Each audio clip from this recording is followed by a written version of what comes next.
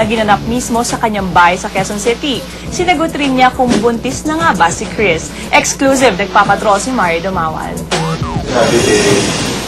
Makulay pa rin ang alaala ni Boy sa civil wedding ni na Chris at James sa kanyang bahay noong July 10, 2005, alas 9 ng gabi. Nag-kiss din pagkatapos. It was very sweet. Pero, it was a beautiful evening, Mario. Napakaganda niya. Tahimik lamang. Hindi rin daw niya naiwasang maiyak. Ako umiyak. Kasi di ba may portion doon, halimbawa na kailangan sabihin namin kay Chris at kay James ang aming nararamdaman. Ako'y mula sa aking puso, kumbinsido na mahal nila ang isa't isa.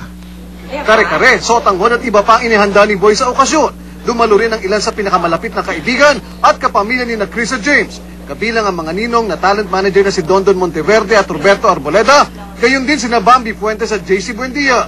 Si James, hindi man verbose, hindi man masalita. Pero may karakter yung tao. May karakter.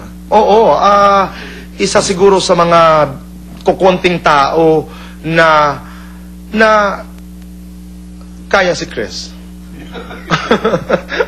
May mga konsiderasyon din daw si Chris kung bakit na nahimik siya sa kasal. Bagay na iginalang din ng iba pang malalapit na tao sa kanya.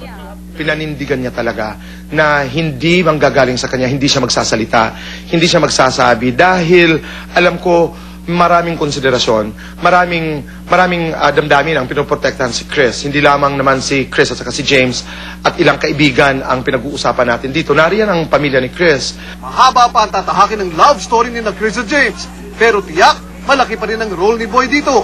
At baka nga matuloy ang biro na sa bahay naman niya sa Lipag gawin ang reception sa nakatakdang church wedding ng dalawa. Na-advise nga siya ni Miss Susan Roses na Chris, bahagi ng iyong buhay ay ang sambayan ng Pilipino. At hindi yan itatago ni Chris. She will share the story. She will share that very, very important moment in her life with the public. Sa Lipa, Batangas, sa bahay mo. Hindi natin alam. Abangan ang kasal. Sinagot din ni Boy ang espekulasyong nagdadalang tao si Chris. I think it will be a girl, no? According to the fortune tellers.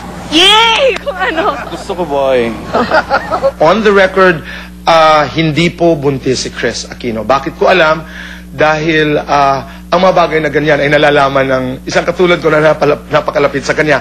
I don't think yung pagbubuntis sa isang bagay na may tatago ni Chris sa akin.